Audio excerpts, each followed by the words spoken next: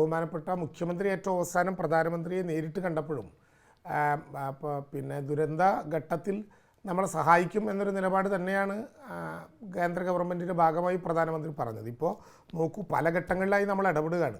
ആദ്യഘട്ടത്തിൽ തന്നെ പ്രാഥമികമായൊരു റിപ്പോർട്ട് കേന്ദ്ര ഗവൺമെൻറ് അയച്ചു. അവരുടെ സെൻട്രൽ മിനിസ്ട്രി ടീം വന്നപ്പോൾ അതിൻ്റെ പിന്നാലെത്തിയ ബഹുമാനപ്പെട്ട പ്രധാനമന്ത്രിയുടെ മുമ്പിൽ അക്കമിട്ടടിവരയിട്ട് നമ്മുടെ പ്രശ്നങ്ങൾ നിരത്തി.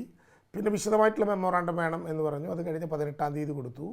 ആ മെമ്മോറാണ്ടം കൂടി കൊടുത്തിട്ടും വീണ്ടും ബഹുമാനപ്പെട്ട മുഖ്യമന്ത്രി 10 ദിവസം കഴിഞ്ഞപ്പോൾ വീണ്ടും നമ്മുടെ സർവകക്ഷി യോഗം നടക്കുന്നതിന് മുമ്പ്, അതാണ് അതിൻ്റെ ഏറ്റവും പ്രധാനപ്പെട്ട പ്രശ്നം, സർവകക്ഷി യോഗം നടക്കുന്നതിന് മുമ്പ് നേരിട്ടൊന്നുകൂടി പ്രധാനമന്ത്രിയെ പോയി കണ്ടു.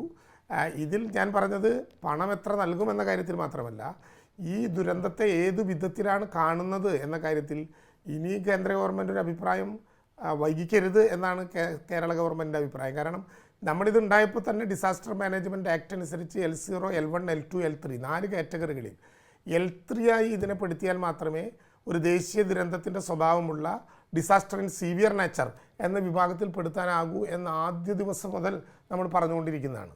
പണം തരുന്നത് ഒരു ഇത്തിരി വൈകിയാലും അല്ലെങ്കിൽ അതിനുവേണ്ടി ഒരു സമയമെടുത്താലും ഏത് വിധത്തിലാണ് ഈ ദുരന്തത്തെ കാണുന്നത് എന്ന കാര്യത്തിലെങ്കിലും അൾട്ടിമേറ്റായ ഒരു അഭിപ്രായം സർക്കാർ പ്രകടിപ്പിക്കേണ്ടതുണ്ട്. കേന്ദ്ര സർക്കാർ സ്വാഭാവികമായിട്ടും അതിനുശേഷം ദുരന്ത നിവാരണത്തിൽ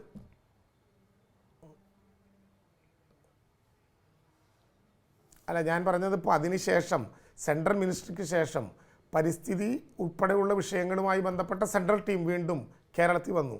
ഈ ദുരന്തങ്ങളിലെ ഓരോ മൈന്യൂട്ട് സാധനങ്ങളും നമ്മുടെ STMAയുടെ നേതാക്കന്മാരുടെ അതിൻ്റെ ഉദ്യോഗസ്ഥന്മാരുടെ നേതൃത്വത്തിൽ പോയി കണ്ടവർ ബോധ്യപ്പെട്ടു. ഇതൊരു ഞെട്ടിക്കുന്ന ദുരന്തമാണെന്ന് അവർ സ്വകാര്യ സംഭാഷണത്തിൽ പരസ്പരം പറയുകയും ചെയ്തു.